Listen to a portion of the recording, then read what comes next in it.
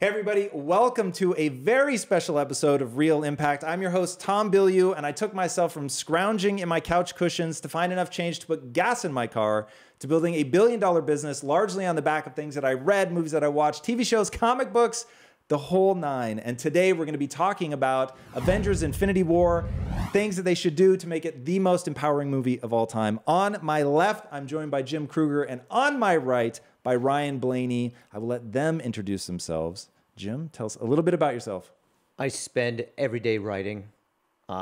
Civilizations rise and fall at my fingertips at every moment. I'm an Eisner Award-winning comic book writer, works in film, work in TV, and pretty much so spend every day either doing three things: writing, watching, and reading.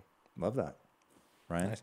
Yeah, Ryan Blaney. I drive in the NASCAR Cup Series, and I also like comic books and movies. So happy to be here. Nice.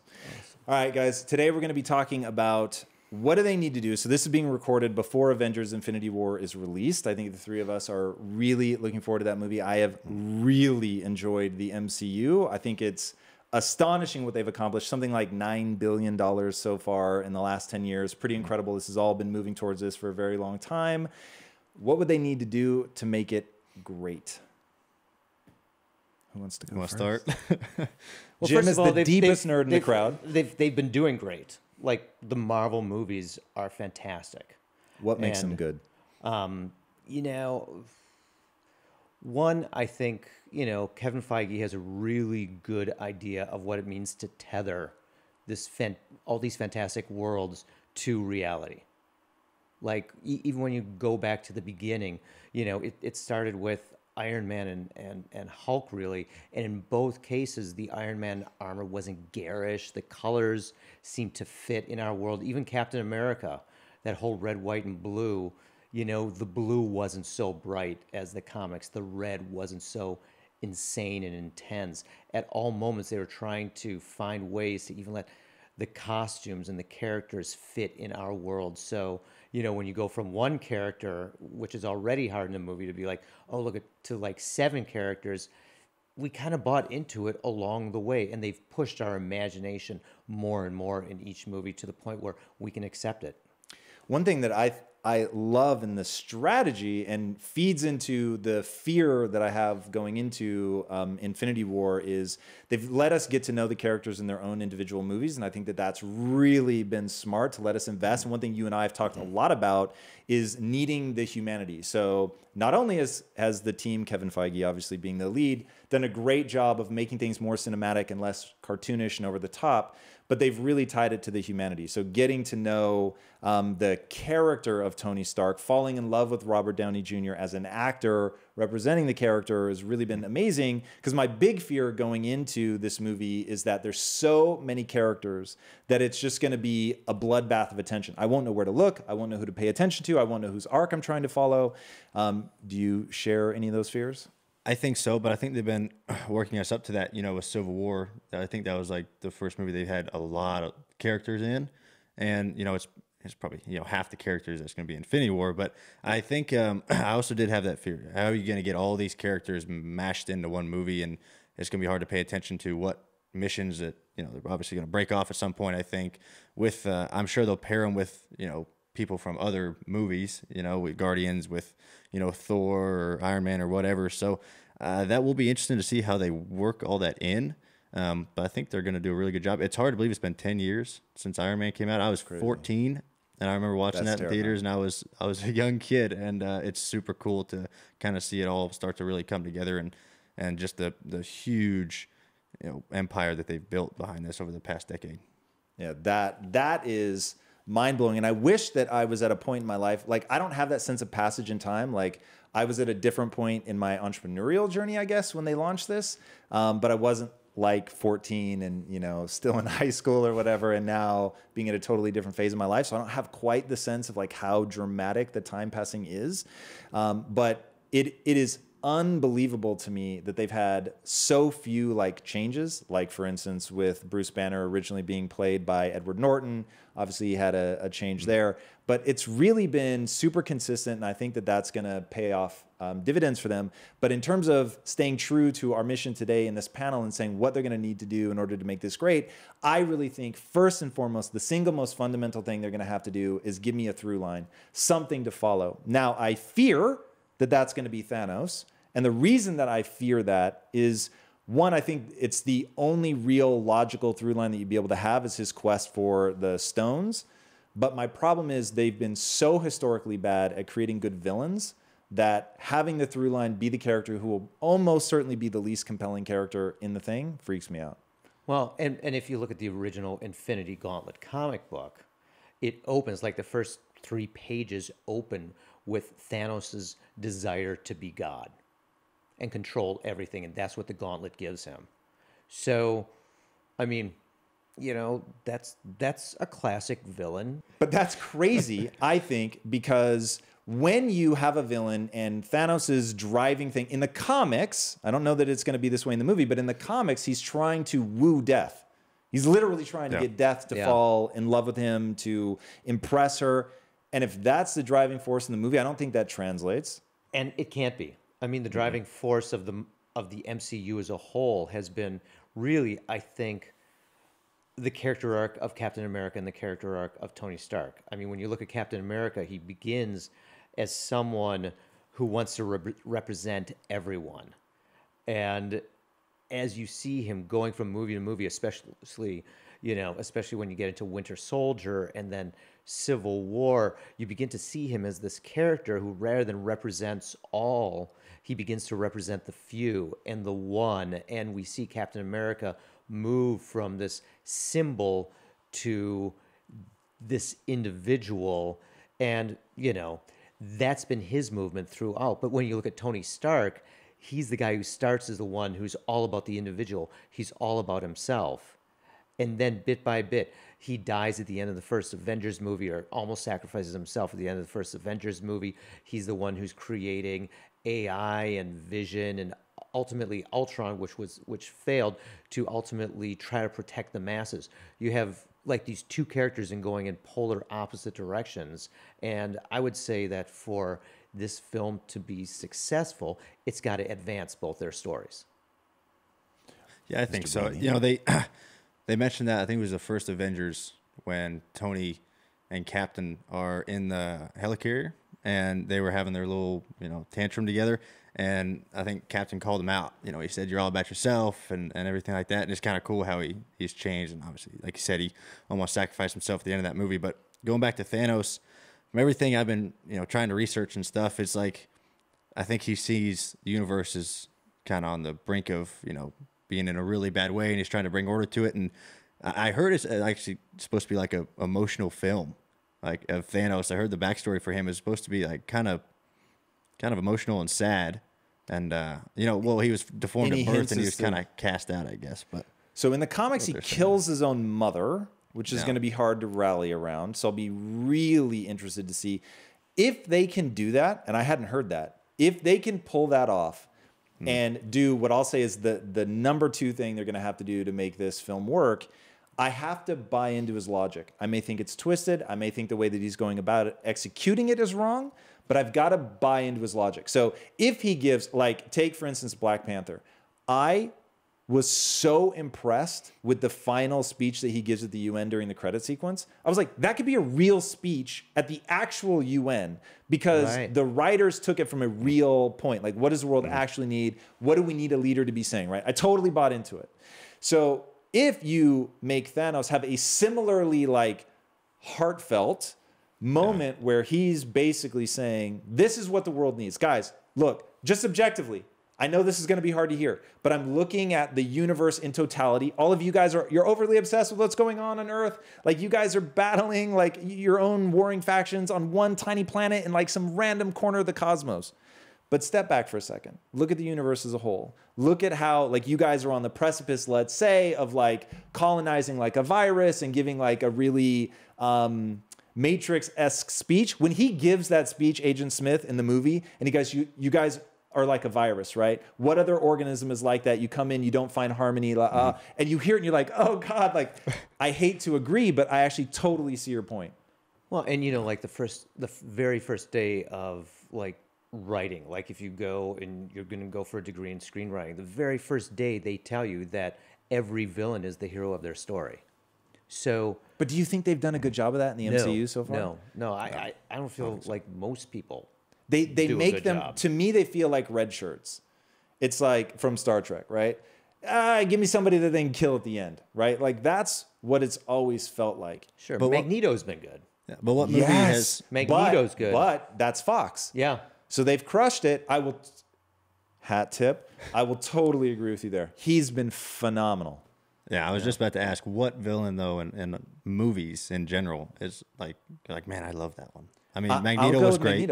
Magneto was so good. When they start at the beginning of World War II and you see him in the concentration camp and they're pulling his family apart and he's screaming and you hear him talking to Charles over the chess match and it's like, oh God, you're right. Yeah. His logic is sound. He isn't pure evil. And that's what drives me crazy. Like if Thanos is evil embodied, it's not interesting. No.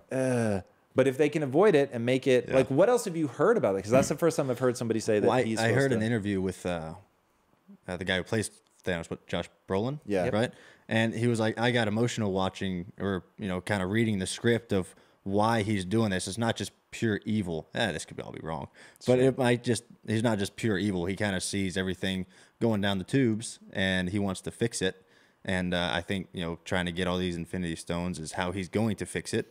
That'll give him the power to do it. And obviously the Avengers think differently, obviously two different logics. But I'm hoping that's where they go with it because that'll make it really intriguing, I think, for everybody to kind of know a backstory. And he's not doing it just to do it. There's a purpose behind it. So rather than being evil, if he's seeing himself as a necessary evil to ultimately save the world, I know you've read Watchmen. Have you read the original Watchmen, the Alan Moore? Not read it, no. Oh, God, it's so good. Spoiler alert, by the way, which I suppose we should have thrown that out at the beginning. Although we shouldn't because we haven't seen it. But spoiler alert in terms of the Watchmen. Oh, yeah. So Adrian Veidt, is it Veidt or Veidt? I go Veidt, but all right, me too. So we'll go with Veidt. So Adrian Veidt, one of the main characters in the Watchmen. Do you mind me spoiling it for you? Go ahead. All right, so good. He's that, right? It's the necessary evil. He's been planning this thing for decades. He's given his life over completely to, I've got to nuke Manhattan because if I nuke Manhattan and blame it on somebody else, then the government's going to rally around. It's basically the 9/11 conspiracy long before the 9/11 conspiracy, where it's like, hey, the U.S. government actually authorized this so that we would galvanize around anti-terrorism. He was saying basically the same thing. Nuke New York, and then we can get laws passed that'll actually make the world a better place, be safer. And in the comic lore, it works. Only works for a while, but it works. And so if Thanos at least has that kind of logic, it could be really powerful. I saw the movie. I didn't see the. Sure, they read. They gave a lot more. I personally did like the movie. The solution to have it be Captain Manhattan, which makes everyone think that Dr. Manhattan. Dr. Manhattan. You downgraded him. oh well. To make everyone think that he's the problem and everyone has to that was better than the comic.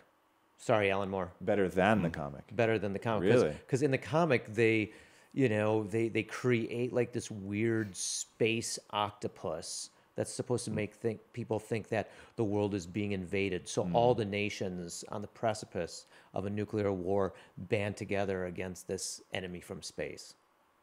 I'm with you there. So, yeah, no. I mean, a lot of people give that movie a hard time, but its solutions are great. All right, what are some elements that you guys want to see happen? Do you want to see more Black Panther? The Soul Stone, right? We don't even know. That hasn't been mentioned in the MCU. It's the only one of the stones that's missing so far. Do you guys think it's going to be in Wakanda or something else? I was surprised in Black Panther they didn't give us it wasn't there. Do you hear Ryan Coogler's explanation? So he basically said, we've got so much going on with vibranium. We think it's super powerful that we don't want a second really cool thing to muck it up. Now, I was surprised because it literally is the only stone that has yet to be addressed. So I was super surprised that they let him push back on that. But yeah. The only thing reason why I think it is in Wakanda is because, in the previews of the big battle sequences is there. They may be trying to get it I think that's kind of the only way I can think of it might being there. But I don't know, what we thought it was Heimdall for a while, and then in Ragnarok, and that didn't happen. I don't know. I'll be interested to see where they have it. I don't know. I feel like we have to see Thanos kick everyone's asses without the Soul Stone before it can even be brought in. It seems like one of those things that we'll get at the end of the movie. How many are there going to be? There's at least 2, right? Are there going to be 3? In the previews, yeah, he said 2. 2? So I don't know. Maybe he'll get a third. I'm going to guess at the end of this when he gets it, right? So this ends up becoming Empire Strikes Back. Sure. He gets it. All hope is lost. What the hell are we going to do? And then we'll have our Return of the Jedi moment. So in fact, as I think through it, that is almost certainly going to be the arc here, where all the movies leading up to this point have been A New Hope, just to use Star Wars references. Mm-hmm. This is going to be Empire Strikes Back. At the end, it's going to be an emotional turn, right? Luke realizing that Darth Vader's his father. It's like sort of this really hopeless situation. It looks like the Empire's going to win. So I'm going to guess, end of the movie, battle in Wakanda. He wins, gets the Soul Stone. One of the major characters dies, I'm going to guess. Whether they'll go all the way to Iron Man, I'm not sure. Somebody meaningful dies. Yeah. Who do you think? Who do I think? Who do you think? That's a tough question. I've been thinking about that. I think it's either going to be Robert Downey Jr., Iron Man, or Captain America. And I say that because A, they'll be the most meaningful, to your point about those are the 2 narratives that they have to advance. And I think that you're right. Yeah. And then because one of the notes that I took when I was brainstorming, what would really make this great is there aren't stakes yet in the MCU. The good guys always win. The bad guys always lose. The good guys survive somehow. So really killing somebody off and killing them off forever, I think would be really meaningful. Like that's what makes Game of Thrones so electrifying. Nobody is safe. And you can have a moment like a Jon Snow who comes back to life only because you killed like 30 other people that I was emotionally invested in. So it's like for you to do it once, okay, fair enough. So I think this is a good chance as we go into phase 4 for them to establish heroes can die. They can die forever. And I think that will really make people clutch onto the MCU because, of course, the reason they're not killing people is they're so lucrative that you can't afford to kill somebody because then you don't get to make the toys anymore and all that. But if you think long term about the MCU and you realize we're going into phase 4, but even phase 4 can't be the end, like we've got to find a way to keep this going. I think that killing somebody off, that was super lucrative. All of a sudden makes us all a little bit tense. There's real danger again. I think that'd be pretty special. So I'll go, since you asked, I'll not dodge the question. I'll say it's going to be Tony Stark because he's created an AI version of himself so they can soft kill. They'll kill Iron Man, but Tony will live on like a Jedi in like a blue glowing fashion as an AI version of himself. You heard it here first, boys and girls. And who do you think?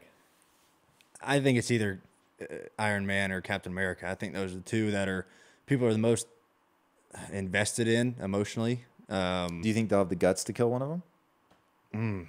I don't know. Disney, I think baby. It's big business. I know. I think it'd be a big uproar if they did kill one of them. But like you said, you have to. There's no stakes that have, you said it perfectly that, the good guys always win. Villains never lose. And there's nothing, there's no consequences really. So I think they'll go after one of those 2. I'll take the other one. I'll go Captain America. So, but I would agree. I think Tony. They've been around, I think, the longest, definitely Iron Man. Those 2 actors definitely have said pretty publicly, like, time to tap out. And I know at one point... Though, that could be part of the show. That could be part of the public statement, to raise our, oh no, are they going to kill him? That's true. I hope they do something so dramatic that pisses people off in the right way, not in like... this is just stupid, but in like you've hurt me. Like there's consequence. And I was so invested in Tony Stark that like they just get hate mail. In fact, Marvel, I'll tell you this. If people try to burn Marvel headquarters down, you did something right. I think that then they both have to die. Kind of then they both have to die.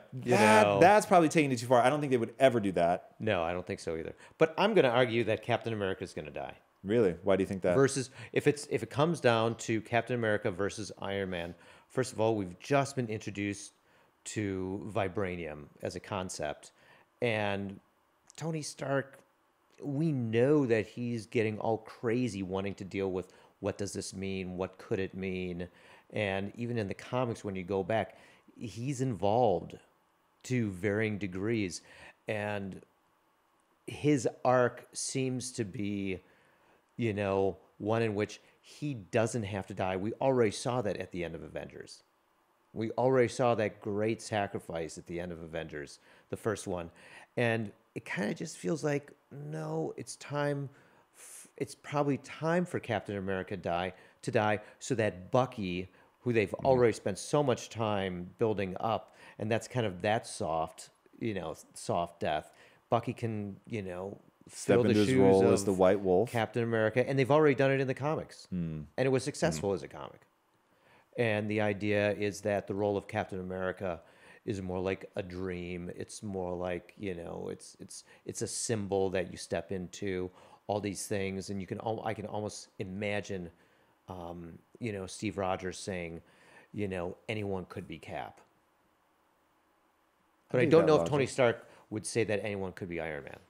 I would say definitively not, since a core part of at least the persona of Iron Man is the just engineering genius that makes him him, right? Because he's naturally defenseless. Right. Captain America, on the other hand, if you can give anyone the serum, and I can't remember if in canon you can, but assuming that another person is injectable, then you could literally make somebody else Captain America. Yeah, and plus, there's an idea of Captain America being reborn, a symbol being reborn, and at a time right now where there's even some disillusionment for some of what it means to be an American, the idea of a new Captain America even feeds into this idea of, change can come, and it's sad and it's terrible, but if I was writing the story, I think I'd have Cap die. Maybe both, but I think I'd have Cap die. I dig that.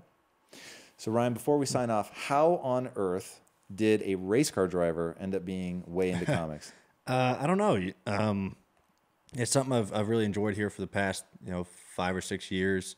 As I've gotten older, you kind of start to like it more and more. And I've always been. I would say that's really atypical. As you get older, you like it more. You like comics, yeah. You always like movies from when you're young, just because it's big things on a screen. But you get older, you appreciate comic books and the old ones and all that stuff. And then all the movie stuff is built obviously from that. So you appreciate where all that stuff has come from.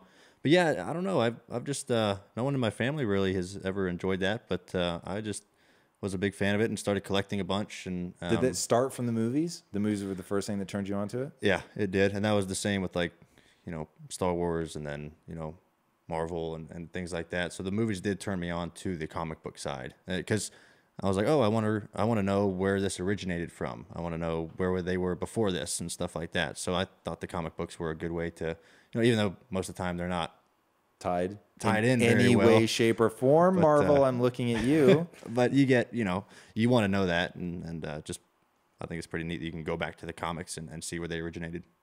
So, and what are some of the comics that you collect on the regular? I have some old ones that I've collected over the years, but like a lot of when Civil War was going on, I collected all those. Every time new ones came out, and I've kind of hit a dry spell here. Our season started, and I haven't had time to go get any or keep up with them. So I need to make up. Like the last month and a half, I've been slacking. But no, I think really all the Marvel stuff I try to keep up with the most, and Star Wars has some pretty good comics and things like that I try to keep up with too. What are your favorite Star Wars comics? I got some really old ones, probably back from the 80s that were a gift.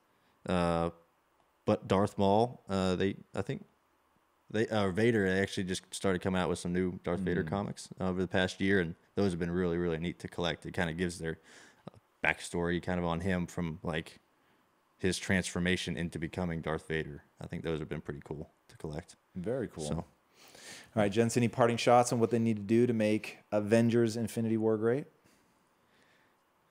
Thanos' backstory.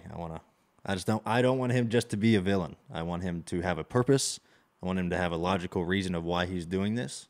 And I want him to, I feel like they do this a lot in movies to where, and it really bothers me, like the first meeting of the villain and the heroes, they make the villain like super strong and he just kicks everyone's ass.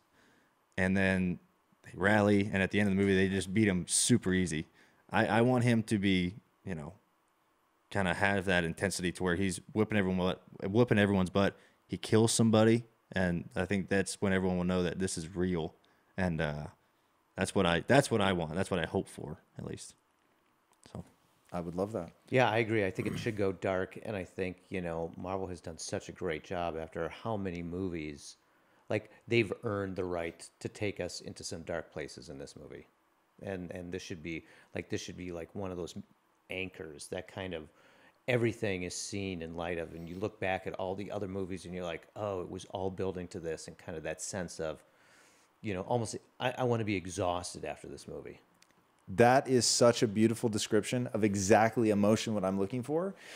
So imagine, if you will, we have this thing. They do exactly what you're talking about. He's not just a villain. He's really got something to him. He's got a reason, a purpose, a plan. He's trying to execute it. Maybe he doesn't even want to fight, but he has to fight. There's the stuff with his daughters, obviously 2 of his daughters in Guardians of the Galaxy. There's that, like, explaining to them why he's created so much hurt in their life, where it's like, okay, you're still a dick for doing it, but like, I understand what you were trying to pull off. They collide. It isn't just the overwhelmingly powerful rally and then they defeat him easy. It's like a brutal, grueling battle with loss on both sides, hopefully. But Thanos makes it out the end, and we realize as he's standing over the dead body of either Tony Stark or Captain America that, oh shit, we're actually about to roll credits. And they roll credits, and you realize that person is actually dead. Then everybody sitting in the theater, exhausted, holding their breath, because we know at the end of the credits is going to be a scene. And that scene is the beginning of the rally.